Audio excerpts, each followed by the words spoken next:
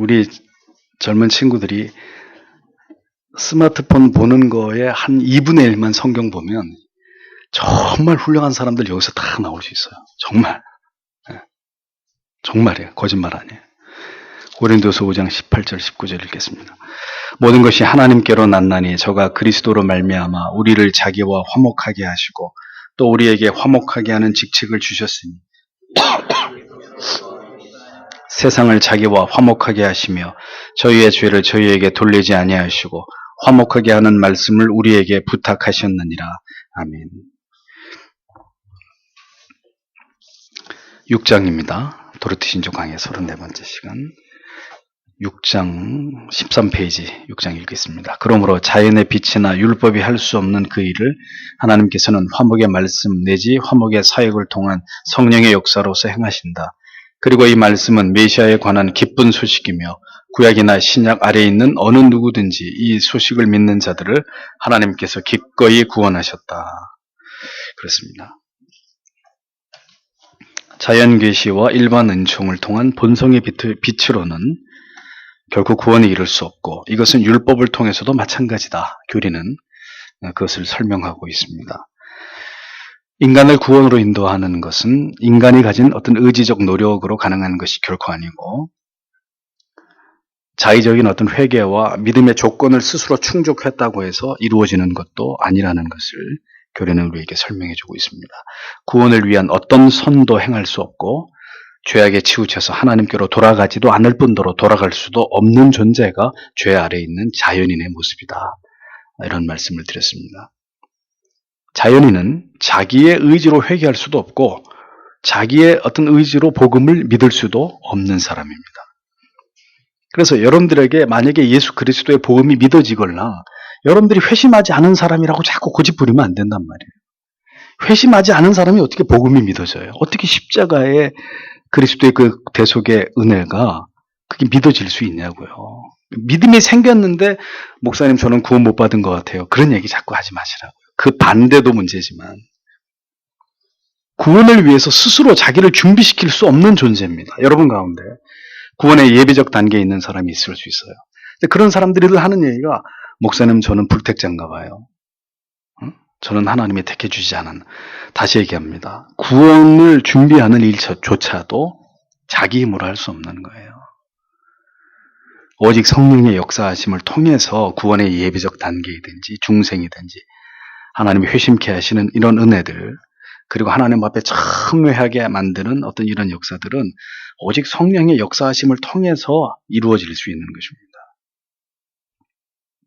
그것을 통해서 결국은 믿음을 갖는 하나님의 사람들이 될 수 있는 것이죠. 많은 경우에 교회에서 신앙생활을 하고 있는 분들 가운데는 자기가 진지하게 회심을 경험한 그리스도인이 아니라는 사실에 대해서 여기에 대해서 올바르게 이것을 분명하게 이해하지 못하고 있는 분들이 적지 않습니다. 회심을 했는데 하지 못했다고 생각하는 사람들도 있지만 회심을 하지 않았는데 자기는 회심을 했고 구원받은 사람이라고 믿고 있는 경우들도 적지 않습니다. 그러면 왜 이런 일들이 일어날까요? 성령이 하나님의 말씀을 통해서 주도적으로 한 사람 안에서 구원을 이루어 가실 때 그 구원의 여러 형태들, 여러 모습들, 여러 단계들이 그 신앙 안에서 선명하게 이렇게 드러나야 되는데 그런 것들을 찾아보기 어렵기 때문입니다. 자신의 죄와 하나님의 심판에 대한 심각한 두려움, 율법 아래서의 죄의 눌림, 도무지 자기의 노력으로 죄를 이길 수 없다는 절망감, 간절히 그리스도의 십자가를 바라보고 소망하는 이런 정서나 감정 없이 그냥 교회를 다니는 경우들이 적지 않기 때문이에요. 이제 여러분 가운데는 거의 그런 분들이 안 계세요. 하도 이런 말씀을 반복해서 말씀드렸기 때문에. 그런데 이 밖에 나가면 지금도 교회 안에 예수를 믿는 사람 가운데 그냥 아무 생각 없이 교회를 들락날락 하는 사람들 부지기수입니다. 그야말로 어릴 때부터 그냥 교회만 다니면 구원을 받는 것으로 믿음을 오해한 경우들이 다반사이기 때문이에요. 신자는 회심을 경험한 성도는 성령의 역사하심을 통해서 근본적으로 영혼을 변화시키시고 그 모든 영혼의 경향성 자체를 새롭게 하시는 은혜가 임한 사람들입니다. 자기 안에 있는 추악한 죄의 어떤 불순종의 정치를 보고 그것에 대해서 깊이 절망하고 통회한 사람이라야 그 사람이 진실된 신자인 거예요. 그러나 이 또한 일시적인 감정으로 일어난 회개일 뿐 그 회개에 합당한 열매가 없고 다시 빠르게 이전으로 돌아가 버린다면 그것 또한 진정한 회심이라고 보기 어려운 유사 그리스도인의 명백한 특징이 될 수 있는 것이죠. 택함을 입은 신자는 성령의 역사하심이 반드시 그의 안에서, 그의 삶에서 나타나는 사람입니다. 여러분들이 자주자주 성경도 안 읽으면 이런 얘기를 할 이 계제가 아닌데 한 2년에 한 번 정도는 조나단 에드워즈의 신앙 감정론 이런 책들을 여러분들이 깊이 이렇게 독파하실 필요가 있어요. 처음 읽으면은 한 90%는 무슨 말인지 몰라요. 또 읽는 거죠. 또 읽고 밑줄을 그어가면서 또 읽고 하면서 제가 지금까지 읽은 많은 책들 가운데 어떤 것이 참된 신앙이고 참된 신앙이 아닌지를 가장 선명하게 그것을 우리에게 이야기하고 있는 책 중에 하나가 조나단 에드워즈의 신앙 감정론입니다. 그런 책들을 한 2년에 한 번씩은 성경과 더불어서 읽으면서 자꾸 자기를 성찰해야 되는 거죠. 내가 바른 믿음을 향해 가고 있나?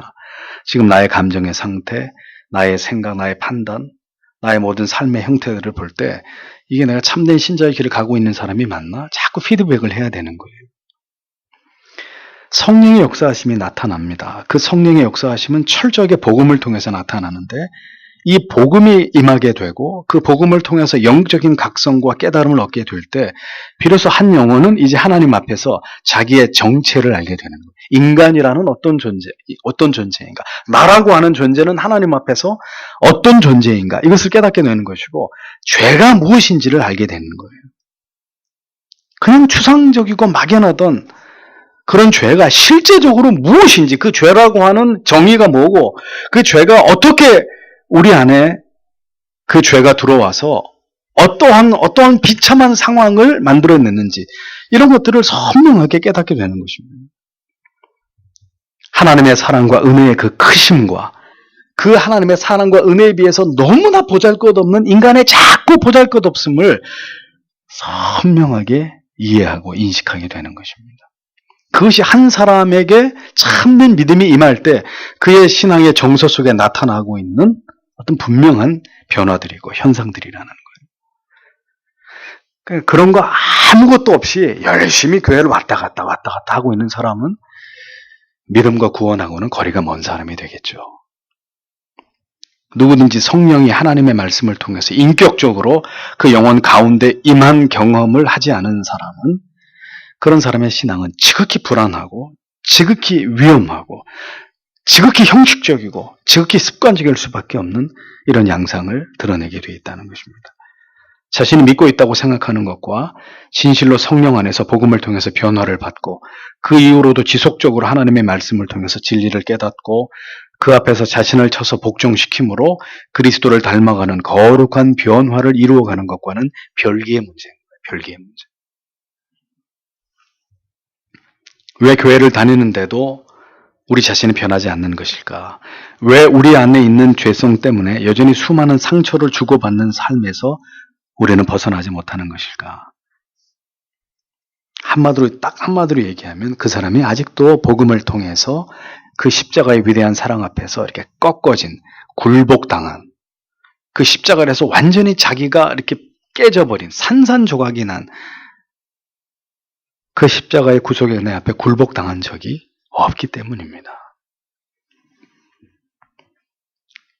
그런 사람에게 있어서 신앙이 그럴 것이다라는 관념과 아니면 한순간의 어떤 감정적인 카타르시스 그 이상도 이하도 아닌 것이에요. 진정으로 거듭남을 경험한 것은 성령의 역사하심을 통해서 복음을 들음으로 하나님의 생명의 말씀을 올바로 듣고 깨닫는 것을 통해서 일어나는 것입니다. 어느 날 영혼에 엄청난 지각 변동이 일어나면서 내 생애 자체가 이렇게 송두리째 뒤바뀌게 되는 그런 어떤 생애적인 역사는 오직 성령을 통해서 하나님의 비수 같은 말씀 앞에서 예수 그리스도의 십자가를 경험하게 되는 그런 일들을 통해서만 가능한 것입니다. 구약의 말씀 속에서도 신약의 말씀 속에서도 성경은 성경의 중심이신 메시아 예수 그리스도를 말씀하고 있습니다. 구약의 모든 성도들도 메시아에 대해서 알고 있었습니다. 그들은 메시아를 고대하고 기다리면서 그분이 장차 우리를 구원하실 하나님의 아들이심을 믿었고 그로 인해서 구원을 받은 사람들입니다. 하나님께서는 여러 가지 상징과 모형으로 하나님의 아들 예수 그리스도가 이 땅 가운데 오실 것이라는 것을 알리셨고 하나님의 백성들은 그러한 말씀들의 어떤 그 말씀들 속에서 예수 그리스도 메시아라고 하는 것에 대해서 메시아의 그 존재하심에 대해서 성령의 깨닫게 하심을 통해서 구약에 살아갔던 백성들도 그 메시아를 믿고 고백하고 대망하면서 그런 믿음을 가지고 살다가 하나님께로 간 것이죠. 그러므로 성경은 분명하게 예수 그리스도를 증거하고 있고 성령은 이 성경의 진리를 통해서 택함을 받은 하나님의 자녀들에게 반드시 예수 그리스도의 복음을 듣게 함으로 그들을 구원으로 부르신다는 사실을 우리는 기억해야 합니다. 그래서 여러분들에게 강조하는 것이 우리가 누군가에게 전도를 하기 위해서 다른 이야기를 할 필요가 전혀 없다는 거예요. 네? 복음주의 교회처럼 내가 예수 믿기 전에는 어떤 삶을 살았는데 예수 믿고 이렇게 대박이 터지고 이렇게 사업이 잘 되고 이렇게 뭐 자식이 잘 그거는 복음이 아니란 말이에요. 그런 이야기들은 복음이 아니에요. 복음은 정말 예수 그리스도 그가 왜 우리의 메시아이신지 우리에게 왜 그 십자가가 필요한지 우리는 누구인지 아주 본질적인 이야기를 하는 거예요. 그러면 그 복음을 통해서 성령이 역사하시는 것이거든요. 예? 다리를 주물러 손에다가 발에다가 수지침을 놔줄 필요도 없고 예? 뭐 이상한 전도 방법 많잖아요. 그런 거 하지 않아도 오늘 여러분들이 만난 그 누군가에게 그냥 순전한 복음만을 전해도 그 복음이 그 사람 속에 역사하는 능력이 되는 것입니다. 반대로 말하면 교회를 아무리 오래 다녔더라도 하나님의 말씀에 대한 무관심과 실증으로 일관하면서 전혀 하나님의 말씀에 대해서 알고자 하지 않는 자는 역시 회심의 기회도 영원히 그에게 일어나지 않을 수밖에 없다는 사실에 대해서 심각하게 생각해야 되는 거죠. 나는 왜 교회를 다니는데도 그 교회를 다니는 동기가 내 안에 있는 게 아니라 늘 내 부모에게 있나 늘 목사에게 있나 이상하게 생각하셔야 돼요. 왜 늘 교회 가자 너 교회 가서 예배 드려야지 나는 왜 맨날 이런 얘기를 듣고 교회를 가야 되나? 그러니까 여러분들이 지금 복음에 대해서 까막눈이고 귀가 막혀 있다는 것이고 그런 상태로 계속 있다가는 여러분들이 죽으면 의심할 바 없이 지옥에 간다는 것을 분명히 알고 있어야 된단 말이에요. 하나님의 사람은 하나님의 말씀과 설교 전에 얘기한 대로 그런 관계를 맺을 수가 없어요. 하나님의 말씀에 대해서 알고자 하고 정말 진정으로 십자가를 경험하고자 하는 그런 거룩한 갈망을 갖게 되고 그런 염원을 이 가슴 속에 품게 되는 것이고 그래서 하나님의 은혜 주심을 믿고 날마다 그 앞으로 나아가는 사람이에요. 정직하게 하나님의 말씀 앞에 복음 앞에 반응하면서 하나님 나에게는 예수 그리스도의 십자가가 필요합니다. 그 구속의 은혜가 필요합니다. 진지하게 그 문제를 다루는 사람이에요. 많은 사람들이 교회를 다닙니다. 그런데 교회를 다니는 목적들은 다 제각기입니다. 어떤 사람은 사업 때문에 다니고 어떤 사람은 인간관계 때문에 다니고 어떤 사람은 교회 가면 그래도 어디서도 나를 인정해 주지 않는데 교회 가면 어서 오십시오. 아무개 성도님, 아무개 자매님 대우해 주니까 그것 때문에 교회 다니고 어떤 사람은 배우자를 만나기 위해서 교회 가고 어떤 사람은 자기 소원 성취하기 위해서 열심히 갖다 대고 이렇게 빌려고 교회 나오는 것이고 어떤 사람은 마음이 편해지기 위해서 교회 나오신다고 어떤 사람은 지옥에 가기 싫어서 교회 나온다고 어떤 사람은 은혜로운 찬양을 부르는 게 너무 이렇게 마음의 위로가 돼서 교회 나오신다고 합니다. 그러니까 참된 신자를 만나기가 쉽지 않은 것이죠. 참된 성도는 교회를 통해서 하나님의 말씀이 진리를 깨닫고 그 의미를 자신의 마음에 새기는 일에 그 일에 언제나 최선을 다하는 사람이에요. 그러니까 그런 신자들에게는 교회를 나가는 목적이 다른 것은 별로 중요하지 않아요. 우리 교회는 왜 야유회를 안 가고 우리 교회는 왜 운동회 같은 거 체육대회 안 하고 우리 교회는 왜 무슨 뭐 대회 같은 거 안 하고 그런 거에 대해서 전혀 불평을 갖지 않아요. 아직도 내가 하나님에 대해서 알아가야 될 것들이 천지고 내가 진리 안에 깊이 주님을 체험해야 될 일들이 더 많은데, 예? 그런 진지한 생각들을 하는 것이죠. 언제나 예배 가운데 선포되는 말씀과 성경을 체계화한 교리를 통해서 그것을 배우는 일에 천착하는 사람들입니다. 그런 사람이라야 그 안에 성령이 역사하고 있는 것이고 그를 진리 가운데로 복음 가운데로 하나님이 그를 이끌고 있다는 뚜렷한 어떤 방증이 나타나고 있는 신자가 되는 것이죠. 문제는 이러한 상태 가운데로 그가 구원으로 또 성화로 이끌림 받는 이것을 가장 싫어하는 존재가 있으니 그게 누구겠어요? 사탄이죠. 그러니 계속 그 마음, 그 일념을 지키지 못하도록 계속 우리의 마음을 들락날락하면서 우리를 미혹하고 게으르게 만들고 그 하나님의 은혜를 그렇게 사모하는 그런 마음들을 어떤 이유로든 식어지게 만들고 분열을 만들고 갈등을 만들고, 예? 아니면 육신의 어떤 피곤함과 어떤 질병을 통해서 어떻게 해서라도 하나님과 우리 사이에 유격을 만들어 놓으려고 하는 이런 어떤 사탄의 회방이 있는 것입니다. 말씀에 대해서는 전혀 무관심하면서 성가대, 우리 교회는 성가대가 없지만 성가대에 목숨 걸어요. 어떤 사람은 교회 지휘하러 와요. 어떤 사람은 반주하러 교회 오고, 어떤 사람은 앞에 나와서 마이크 들고 찬양팀 하는 거, 폼 잡고 이렇게 찬양 부르는 거, 이거 좋아서 교회 와요. 또 나름대로 뭐 목숨 거는 어떤 그 봉사의 그 내용들이 있어서 그것 때문에 교회 오는 이런 분들도 적지 않습니다. 근데 그런 분들이 진리에 대해서도 하나님을 아는 것에 대해서도 탁월한 열심을 가지고 진지하게 하나님을 믿으면서 그렇게 하면 밉지는 않아요. 밉지는 않다고요. 그런데 그런 분들의 특징은, 공통된 점은 진리에 대해서는 철저하게 무관심한 채로 그냥 교회 와서 내가 하기를 좋아하는 그 활동을 즐기는 목적으로 교회 오신다는 겁니다. 그런 믿음은 하나님이 기뻐하시는 올바른 믿음이 아니에요. 그러니까 그거 못하게 하면 시험 들어가지고 교회 안 나와요. 그런 믿음을 많이 보았어요. 죄인이 하나님의 심판을 피하기 위해서는 죄의 용서함이 필요함을 알아서 예수 그리스도께 간절히 은혜를 간구하는 이런 가난한 심령, 그런 심령이 되어지는 것은 성령이 말씀을 통해서 그 영혼을 낮추시고 겸비케 하시는 그런 은혜를 그에게 베풀지 않고는 절대로 자기 안에서 자발적으로 그런 마음이 일어나지 않아요. 아무리 교회를 열심히 다니고 종교 생활을 성실하게 했다 해도 그런 상태에 이르는 것이 아니라는 거죠. 알미니안주의자들은 그것을 열심히 인간의 행위로 밀어붙이는 거예요. 열심히 해. 열심히 하기만 하면 구원 받는 것이고 하나님 기뻐하는 것이고 이런 논리로 밀어붙이는 거죠. 진리를 통해서 자신을 통찰할 수 있는 사람, 자신의 죄성을 죽이고 그리스도를 닮아가고자 하는, 날마다 그리스도의 겸손과 온유를 닮아가려고 하는 사람이라야 그 사람이 진정한 그리스도인이에요. 하나님의 은혜의 결과 그 방향을 같이 해서 살아가려고 하는 사람.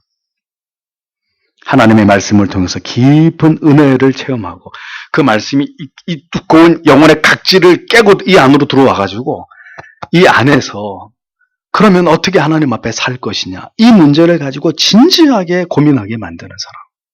칼빈은 그런 사람이 200명 가운데 2명밖에 없다. 그러니까 100에 하나라는 얘기죠. 놀라운 이야기를 하고 있습니다.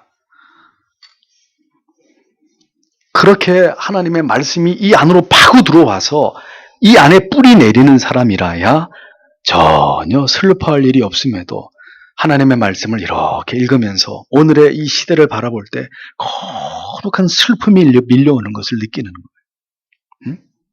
그 하나님의 말씀을 읽는데 어느 지체의 모습이 떠오르는 거죠. 그 지체가 하나님의 말씀에 어긋나서 살아가고 있는 모습에 대해서 마치 그게 내 죄인 것처럼 느껴져서 그 지체를 위해서 막 눈물을 흘리면서 기도하게 되는 이런 마음이 생기는 거. 죽었다 깨어나도 그런 마음이 뭔지 이해 못하실 분도 계실 거예요. 하나님의 말씀을 통해서 깊은 은혜를 체험하는 진정한 신자가 그 말씀에 지대한 영향을 받는 사람들이에요. 기쁜 일이 아닌데, 자기에게는 절대 그 기쁜 일이 아니야. 근데 말씀을 들을 때 하나님이 기뻐하시는 일이라는 걸 깨닫는 거죠. 어떤 상황을 볼 때 이건 정말 하나님이 기뻐하실 일이구나 하고 자기한테는 전혀 기쁨이 될 일이 아닌데도 그 마음에 밀려오는 기쁨이 있는 거예요. 희락이 넘치는 거예요. 그런 일들이 일어나는 거예요. 지금은 정말 불같이 화를 내야 될 상황인데도 아유, 뭘 화를 내. 이해가 돼, 그냥. 다 그게 수긍이 돼. 그래서 화를 낼 이유가 사라져버리고, 이건 도저히 참을 수 없는 일인데도 무던히 마음 가운데, 에이, 하나님이 나도 그렇게 용납해 주셨는데, 내가 뭐라고.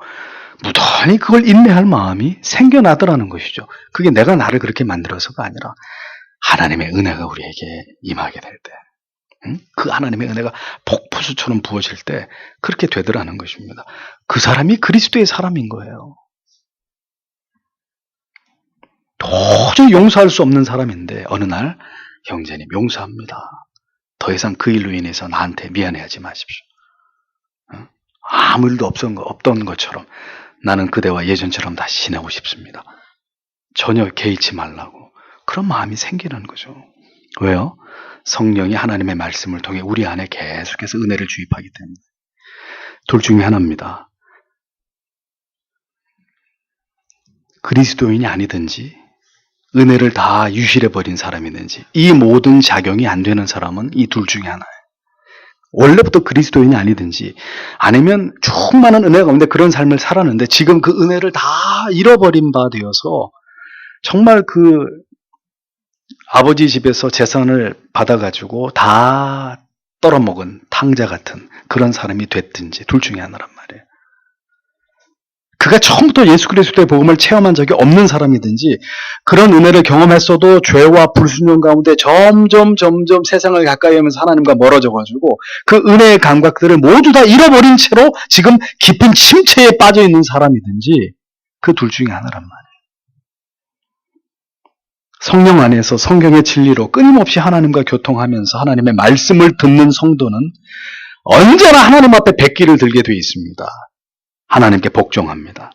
하나님의 뜻을 어떤 어려움이 있더라도 수용하고 하나님이 기뻐하시는 삶을 살아내려고 합니다. 그렇지 않으면 못 견디거든요. 괴로워서. 그렇지 않으면 고통스러워서 이게 사는 게 아닌 거거든요. 그러나 순종할 때 말씀을 통한 은혜와 위로와 깨달음과 소망을 얻을 수 있기 때문에 거기서 헤어나오는 거예요. 아, 이건 아니지. 이렇게 살아서는 안 되지. 끊임없이 양심의 가책을 받다가 어느 날 하나님의 은혜가 그에게 강력하게 임할 때 오늘 아침에 말씀드린 것처럼 돌아가겠습니다. 하나님. 그때로 다시 돌아가겠습니다. 멀떡 일어나서 그렇게 하나님을 향해서 다시 머리를 돌릴 수 있는, 고개를 돌릴 수 있는 그 사람이 하나님의 사람인 거죠. 말씀으로 달려가는 사람. 그 사람이 진실된 그리스도인인 거예요. 구약시대의 사람이든 신약시대의 사람이든 모두 예수를 믿어서 구원에 이른 자들입니다. 이것은 성령을 통해서만 가능한 일입니다.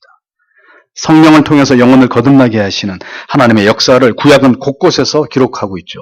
신명기 30장 6절에 내 하나님 여호와께서 내 마음과 내 자손의 마음의 할례를 베푸사 너로 마음을 다하여 뜻을 다하여 내 하나님 여호와를 사랑하게 하사 너로 생명을 얻게 하실 것이며 이렇게 되어 있습니다. 누가 마음의 할례를 줘요? 누가 그 중생시킨다는 거예요? 성령이 하시는 거죠. 여호와께서 내 마음과 내 자손의 마음에 성령 하나님이 하신다는 거죠. 다윗은 성령에 갱신케 하시는 역사를 위해서 죄를 범한 이후에 그가 이렇게 기도했죠. 하나님이여 내 속에 정한 마음을 창조하시고 내 속에 정직한 영을 새롭게 하소서라고 기도합니다. 성령의 강림하기 이전인데도 구약의 사람들은 그 성령의 존재하심을 알고 있었다는 거예요. 하나님이 나를 그렇게 하신다. 하나님이 나를 그렇게 회복하신다. 나를 복구하신다. 나를 고치신다. 치유하신다. 나를 회개케 하신다. 이런 개념들을 알고 있었다는 거죠. 에스겔도 에스겔 36장 25절에서 26절에 보면 이렇게 말씀하죠. 맑은 물을 너희에게 뿌려서 너희로 정결하게 하되 곧 너희 모든 더러운 것에서와 모든 우상 숭배에서 너희를 정결하게 할 것이며 또 새 영을 너희 속에 두고 새 마음을 너희에게 주되 너희 육신에서 굳은 마음을 제거하고 부드러운 마음을 줄 것이며 또 내 영을 너희 속에 두어 너희로 내 율례를 행하게 하리니 너희가 내 규례를 지켜 행할지라. 이런 놀라운 말씀들이 성령을 통해서 우리를 거듭나게 하고 변화시키시는 역사들이 구약에도 분명하게 드러나고 있는 증거들이 구약의 여러 말씀들에서 증거되고 있는 것입니다. 성령이 말씀을 통해서 우리를 올바른 구원과 믿음으로 이끄시는 이런 원리를 이미 주께서 아셨기 때문에 자신에게 와서 거듭남에 대해서 물었던 니고데모에게 주님이 쓴소리를 하시죠. 너는 이스라엘의 선생으로서 이러한 거듭나게 하시는 하나님의 역사를 여지까지 알지 못하고 넌 뭘 한 것이냐? 이렇게 책망하시는 것을 볼 수 있는 것입니다. 구원은 메시아에 대한 기쁜 소식이 담긴 오직 복음을 통해서만 임하게 됩니다. 아주 잘 짜여진 콘티에 따라서 은혜스러운 연주에 맞춰서 사람의 감성을 한껏 자극하는 이런 찬양을 여러분들이 부를 수도 있고 들을 수도 있을 것입니다. 그러나 그것은 여러분 자신을 속이는 일이 될 수 있습니다. 왜? 그 찬양이 이곳에 들어와서 그런 연주를 들으면서 찬양을 부르기 전까지는 나는 저 문을 열고 들어오면서 전혀 회개할 마음도 없었고 거룩한 슬픔을 갖고자 하는 마음도 전혀 갖지 않았고 그냥 아무 생각 없이 교회 왔는데 한 30분 동안 세련된 멘트와 우리의 감정을 깊이 건드리는 어떤 이 연주, 노래 때문에 지금 내 마음이 그렇게 되었다면 이게 성령의 역사라고 말할 수 있어요? 그건 우리의 마음과 신앙을 고백한 진정한 행위가 될 수 없는 거예요. 그 분위기가, 그 음악적인 요소라고 하는 것이, 그 단조의 우울한 슬픈 음악이, 에? 그리고 현란한 어떤 말재간을 가진 찬양 인도자가 여러분들을 쥐락펴락하고 있는 것일 뿐이지 그건 성령의 역사가 아닌 거예요. 그래서 사람들은 다 속고 있는 거죠. 그것이 성령의 역사라고 생각하고. 그래서 왜 CCM을 부르면 눈물이 나는데 찬송가와 시편 찬송을 부르면 눈물이 나기는커녕 짜증이 나는 것일까요?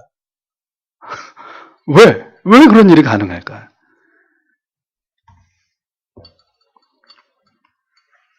우리는 하나님의 말씀과 복음에만 깊이 영향을 받는 자들이 되어야 합니다. 하나님의 말씀을 통해서만 복음을 통해서만 가장 깊은 찔림을 받는 사람들. 여긴 다른 요소가 없잖아요. 목사는 지금 성경을 이야기하고 있고 여러분들은 그걸 듣고 있잖아요. 여기 무슨 감정적 요소가 있어요. 내가 여러분들을 막 신바람 나게 만들어요. 우울하게 만들어요. 내가 무슨 여기서 뭐 다른 재주를 부리는 게 아니잖아요. 그냥 하나님의 말씀을 선포하고 있는데 성령이 그 말씀을 통해서 여러분들의 각 사람의 심령 가운데 역사하는 거잖아요.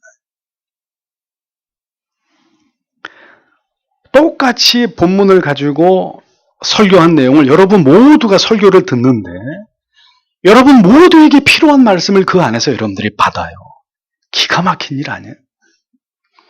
여쭤보면 오늘 말씀을 통해서 어떤 은혜를 받았고 어떤 깨달음을 얻었습니까? 하고 여러분들에게 다 여쭤보면 물론 같은 대답을 하시는 분들이 있을 수도 있지만 제각기 다 다른 말씀의 깨달음과 적용을 합니다. 누가 그렇게 하는 거예요? 제가요? 제가 그런 재주가 있으면 제가 여기서 이것만 하고 있지 않을 겁니다. 다른 걸 하지. 금배지를 달든지 무슨 그건 사람이 하는 게 아니란 말이에요. 하나님의 말씀을 도구 삼아서 성령이 자기의 백성들에게 역사하시는 거죠. 믿음을 불어넣고 회개하게 만들고 용기를 주고 소망을 갖게 하고 깨어나게 하고 돌이키게 하고.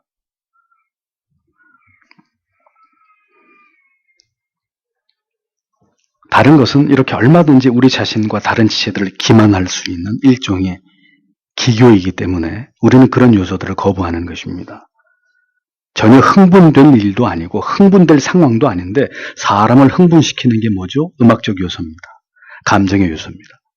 여기서 타악기 두드리면서 아주 테크니컬한 이런 음악들을 연주하면 거기에 우리의 감정이 동하게 되는 거예요. 일종의 세뇌작용이죠. 세뇌. 신앙은 그런 게 아니란 말이에요. 그런 것으로 더 이렇게 우리를 이렇게 높였다가 또 우리를 막 낮췄다가 하는 그런 것들이 아니란 말이죠. 하나님의 말씀을 선명하게 풀어서 전하고 해석하고 설교했을 따름인데 그 마음이 말씀 앞에서 물처럼 녹아버리는 것입니다. 자기의 죄를 깊이 깨닫고 돌이켜 회개의 눈물을 흘리고 두 주먹을 불끈 쥐고 결심하면서 다짐하게 되는 이런 일들이 일어나는 것이죠. 다시는 돌아보지 않으리라 단호하게 결단하게 만드는 그것이 복음입니다. 하나님의 말씀을 들음으로 인해서 일어나는 진정한 영혼의 변화들인 것이죠. 우리는 그것을 믿는 것입니다. 도르티 신조는 그 가치를 이야기하고 있는 것입니다. 이와 같은 하나님의 말씀을 통한 깨달음만이 가장 진실되고 올바른 것임을 우리를 가장 올바른 구원으로 인도하는 수단임을 하나님의 백성들은 믿는 사람들이에요. 그래서 그 요소를 가지고 우리에게 다가오지 않으면 우리는 그걸 거부하는 것입니다. 그것은 은혜의 방편이 아니지 않습니까? 하고 거부하는 거예요. 그 말씀을 통해서, 그 복음을 통해서 저는 여러분 모두가 반드시 구원의 감격을 맛보게 될 것이라는 것을 의심 없이 믿습니다. 제가 전하는 복음이 잘못되지 않았고 여러분들이 택자가 아니라면 모를까, 계속해서 바른 복음이 선포되고 여러분들이 택자라면 반드시 성령이 그 복음을 통해 여러분들의 영혼과 랑데뷰하게 될 것입니다. 그날은 여러분들에게 생애적인 감격을 맛보는 날이 되겠죠. 이미 구원받은 사람은 오늘도 큰 은혜의 부딪힘, 깨달음, 그 하나님이 우리에게 주시는 능력을 공급받는 그런 날이 되는 것이고, 그러므로 언제나 여러분이 하나님의 말씀을 듣기 위해서 하나님께로, 교회로 나올 때 여러분은 마음의 준비를 하고 오셔야 합니다. 기대하고 사모하고 하나님의 말씀을, 오늘도 복음을 듣고자 하는 간절함을 가지고 예배당으로 나아오는 그 믿음을 여러분들이 붙잡아야 하는 것입니다. 그 어떤 신비한 체험이나 느낌이 아닌 오직 복음만이 우리를 그리스도께로, 하나님 앞으로 데려가는 수단이다.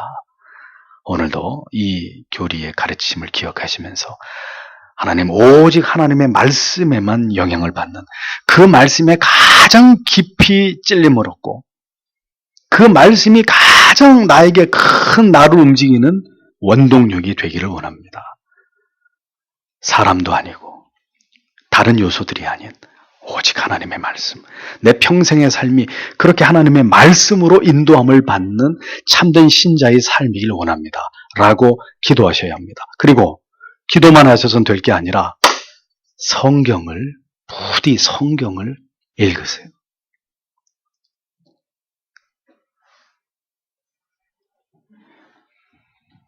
천국 갈 때까지 얘기할 겁니다. 부디 성경을 읽으세요. 기도하겠습니다.